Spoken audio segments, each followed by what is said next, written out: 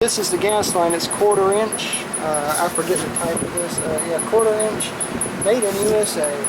You want to measure it from about right back here at the, well, let me zoom out. Let's say you measure the gas line. You go from the corner of the tank where the nipple is, because the nipple on the tank goes in about that much. So you're going to want to cut it right about here where my thumb is. And you go from there. That's what you want to mainly cut. I use these razor blade cutters. They're from Sears. I don't even know if Sears still makes them. There's information. Very sharp. They will cut you in an instant. And I call them gas line cutters, but I'm going to cut it right here like this. Alright, that's cut. Measure it. Alright, we'll cut it when we get it up there. Now you see how soft this line is? I can take my fingers and constrict it. Let's get this old line off. And there might be a little gas that runs out. Alright, now you're probably saying, well, can't I take the gas tank and flip it so gas don't come out? Take this top cover off, 3 5/16 bolts, the 3/8 down here, and the tank is on a hinge. You take these 3 bolts out up here and loosen it up here. That's a different video for a different day. But we're going to remove a gas line. You want to use flat, not needle nose pliers, channel locks, because these clamps are aggravating. But just take this here and pull it off. Yeah, there's nothing left in the tank but slime. We'll clear that out.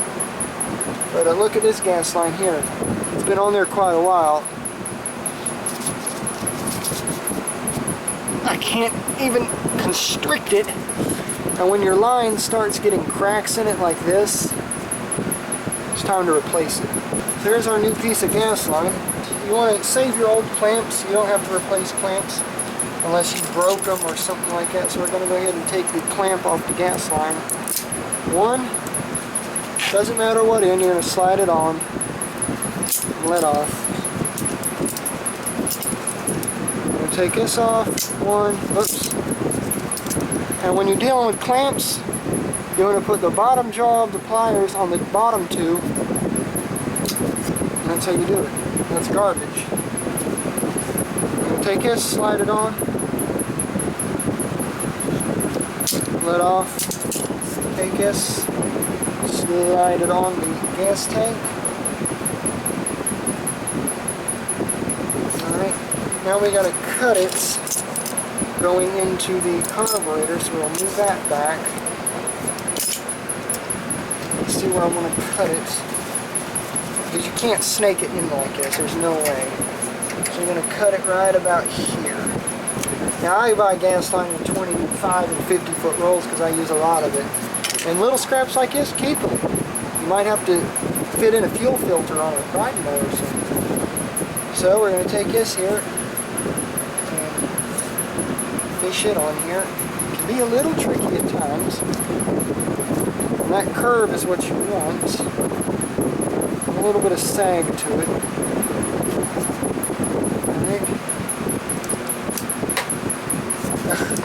What I mean by aggravating is clamps are aggravating. There we go. Put it right about there. Over here you want to do the same thing.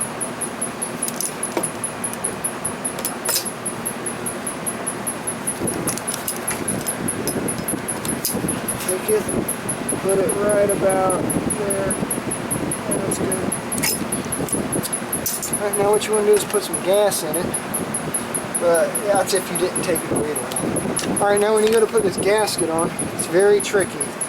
These are your breather bolts. This is your primer bulb and the primer and air cleaner assembly. All that schmutz, you want to clean it off. Line it up, and only going one way. Alright, that's on. Then you take the bolts, these very long bolts, put them through, just like that. The nut driver,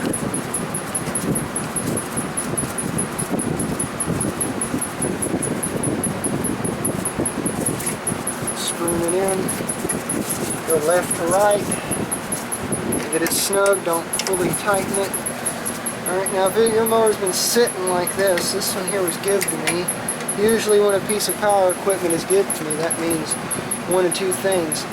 A person can't fix it, or it sat up all year and the gas went bad in it. Alright, so I'm going to put oil in this. That's a different video for a different time. Before I waste a blade on it, I'm going to see if it'll at least run off starter fluid. Usually you have to squirt starter fluid or carburetor cleaner down in the air filter to get the mower up and running, to build pressure in the gas line and all that, because it's bone dry, there's no gas in it, and it takes a while for that bowl to fill up, so you have to give it some help once in a while. I just realized I forgot to put the breather tube on. Is it necessary? Some people say yes, some people say no. I'm going to put it on, put some oil in it, see if it'll run.